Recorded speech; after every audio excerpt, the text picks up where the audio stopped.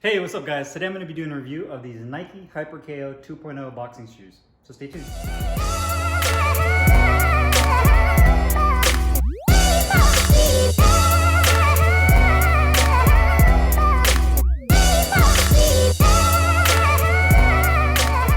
So today we have these Nike Hyperko 2.0s. We'll do a close-up weigh-in and a review on.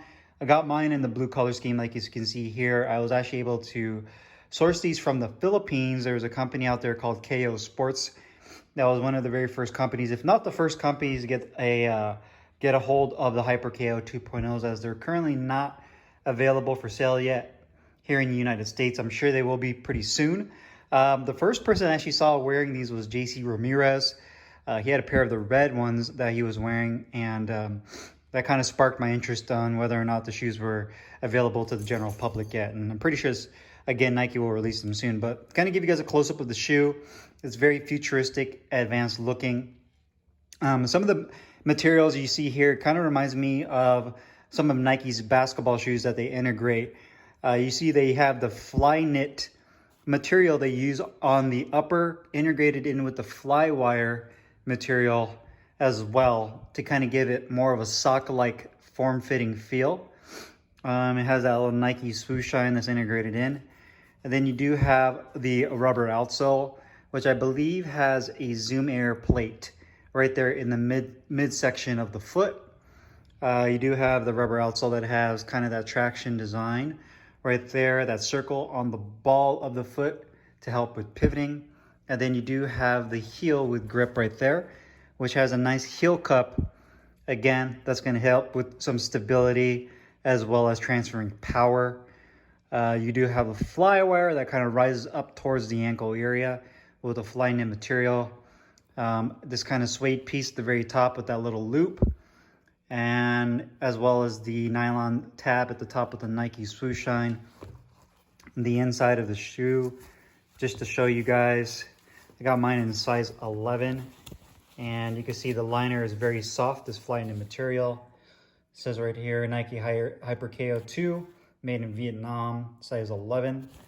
And the lacing system uses a kind of a circular laces that loops through. So when you pull the top lace, it should tighten all the laces simultaneously. So you don't have to really worry about, for the most part, having to pull each individual lace to tighten each one.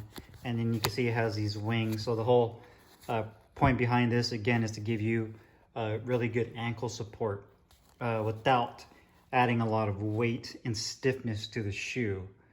So here's kind of the close-up of the shoe. Very interesting looking shoe. Some of you guys have expressed that not really a big fan of the way they look, and some of the people do love the way it looks, so it's completely subjective. Now let's see how much these actually weigh per shoe. Weight-wise, these are right about 14.2 ounces, so not too heavy. They have pretty good lightness to it. The majority of the weight is going to come from obviously the rubber outsole. About outside of that, I think they're a really cool looking shoe. And let's go ahead and do the review. Hey, what's up guys? Carlo here, and today I'm super excited to bring you guys an exclusive review of these Nike Hyperko 2.0 boxing shoes, which are the successors to the original Hyperko shoes. I got mine in blue. You can also get the shoe in red. I believe they have a dark kind of navy blue greenish color scheme that has more of a neon look to it, and a few others. These shoes haven't officially been released worldwide yet, at least here in the United States. So I actually was able to source these out from the Philippines from a company called KO Sports. So shout out to them. I'll put the link in the description box for their website if you want to check them out. But these are the successors to the original Hyperkos. The original ones were released years ago. Originally designed for Pacquiao, and were super popular. You've seen tons of pro boxers, amateur level. I mean, just anybody that boxes, I'm pretty sure you've seen a pair of the Hyperkos at your gym. So they're really popular, and it was almost about time for Nike to release a successor to those shoes. The original Hyperkos have also been kind of duplicated. You've seen other companies that use kind of a similar look and design to those shoes, both with the outsole and that 4-foot strap, Velcro strap that they put right here towards the toe box to add some stability to the shoe. So It's a really popular shoe, and these Hyperko 2.0s have definitely improved on certain areas, and there's a couple of things too that I'm not a fan of with the shoe, which I'll mention here soon. So as you can see, I got mine in the blue. The two main components of the shoe, which the upper is comprised of, is going to be the fly knit material, which is very similar to what they use on a lot of the Nike basketball shoes, like the Nike LeBrons. And they also use this fly wire material, which has been around for some time now, which gives you a little bit more of a rigid feel to it. That kind of acts as a cage around the foot to give you the support around the ankle, the midfoot, to really give you that support. So the fly knit material is really more of a softer feeling material to give you more of a sock-like feel. You can see that it's integrated in this toe box. You do have that rubberized Nike swoosh line that's all the way up into the midfoot, up into the tongue, around the ankle, towards the back. So that's pretty much the main skin of the shoe, the main component. Then the actual fly wire, you can see, integrates the lace material. So you do have these oval circular laces that go into the fly wire. Then it comes up to the midfoot area, where this kind of comes up and creates these two wings that goes around your ankle, as well as the inside fly material that goes all the way to the top. So you're essentially creating a kind of an X pattern that crosses over to really wrap around your ankle. And then you have this upper portion right here that goes towards the back. So when you're looking at it, it kind of creates this crisscross, comes over, locks your foot in this way, and then it kind of comes up, goes around, and then locks the upper section of your ankle in. And then you can see that it actually rotates towards the midfoot right here, drops down, and it also comes up and around the heel cup as well to give you that support towards the back of the heel. So that is going to be the fly knit material, as well as the fly wire. You do have the rubber outsole on the bottom here that gives a nice heel cup. This is going to be for those of you that really want to sit down on your punches. You do have this midsection, which is going to be this mid plate, which I'm not sure if that's made out of Zoom wire or just polyurethane, kind of an EVA foam that they use in here. I think that's the EVA foam, not a Zoom Air. And then you do have the ball of the foot, again, that has the rubber outsole. You do have the circles there for pivoting and traction. This raises up right here to give you some traction towards the outside, as well as a good size arch for those that need the arch support. You have that arch support right there.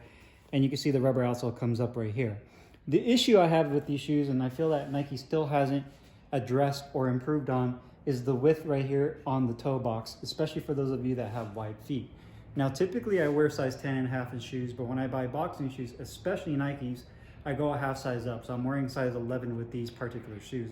And even with going half size up, it's still really, really tight to the level of discomfort here on this section on my outer part of my foot right here, as well as right here. It really pinches against that. I wish Nike would give you at least an option for wide sizes when it comes to boxing shoes, and increase the width of this, maybe just like ½ an inch on the side. That way it gives you a little bit more breathing room around your foot.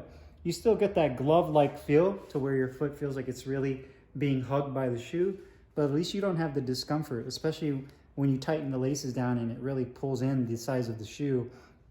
I feel that there's a huge opportunity right there, and you're really losing a lot of your customer base, especially people that have white feet that love your shoes and want to wear them and love the performance of it, but they just hurt so much. So what I'm going to end up doing is I'm going to put some those shoe spreaders, or those ones that make your shoes wider. You put them in there and you kind of screw it to kind of see if I can stretch the shoes out a little bit, because I really like the way these shoes perform. So that's the outsole. The upper, you can see it does have this nylon tab right here to kind of pull up on the tongue, if you want to call it, when you're sliding your foot in. You also have one here on the back towards the calf. That way you can slide your foot in. So you're actually using that to kind of spread it open. That way you can put your foot in there with relative ease. The inside has a removable insole. I'm going to pull out right here. That just uses a standard polyurethane. It says right here, Reveri. So maybe that's the brand that they contracted out to make their insoles right here. Has a decent amount of cushion. If you're like myself, I like using my own custom insoles. I usually get like a Dr. Scholl's gel, something like that, to give you a little bit more cushioning for shock absorption. The good thing about doing that is that you can do a little bit more high impact exercise if you're like doing box jumps. Anything that makes, any kind of impact on your knees and your lower back is usually better to use like those gel insoles that gives you a little bit more support, especially on impact. The downside to that is that it adds some weight. So do be mindful if you do get some custom orthotics, typically if they're gel orthotics, it usually adds weight to the shoe. So some people like myself, that's not a huge deal. I don't mind the extra weight. It just gives me a little bit better of a workout. But that's pretty much that for the insole. So you can see it's a really cool looking shoe, very futuristic looking. I think Nike's objective with the shoe compared to the original Hyperkos was to give it more of a lightweight feel, more form fitting with better stability, especially around the ankle area, but without sacrificing the actual feel of the shoe. When I use these in the gym, and I've been using for a couple of weeks now from that original unboxing video I did with these, I love the way these perform. The side-to-side lateral movement is excellent. Excellent ankle support. It feels like my foot is really wrapped. Excellent heel cup support right here. Toe feels good. It's a really comfortable shoe except for the width right here on the toe box. If they could correct this right here, this width area, these would be my favorite boxing shoes, hands down. It's just the discomfort I get right here on the outside that they didn't correct. And I still had the same issue with the original Hyperkos with the width right here. So I'm not sure if that's something they're ever gonna address, but I definitely think that's something that they can fix. Because outside of that, I love these shoes. I think they perform great. The quality of the materials they use on this compared to like some of the entry level to mid level like title boxing shoes I've had is leaps and bounds better. I mean, you can tell just the stitching is better. The materials have a much more premium feel. It feels like this shoe was actually made by a shoe company rather than it being made by a company that does boxing gear and makes shoes on the side kind of feel to it. I don't know if that makes any sense, but you can definitely tell this was made and designed by an actual shoe company that understands the geometry of feet and how you want your shoes to perform when you use them. So overall, an excellent shoe, minus the discomfort I found on the front of the toe box right there. Cost-wise, I'm not sure what they're going to officially launch these shoes at.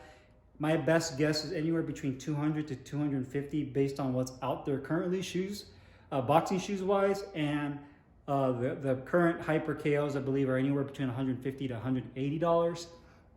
So obviously it's a brand name product. It has a following. Nike has a big following. The Hyperkos were really successful. So based on all those factors with the previous success, the following, the brand, I think anywhere between $200 to $250 is probably what I'm expecting price-wise for these shoes. So hope you found this video helpful and informative. If you guys have any questions or comments, make sure you guys leave them down below. As always, I'll put the link in the description box where you can find these shoes and where I got them from. And I'll see you guys next time. Peace.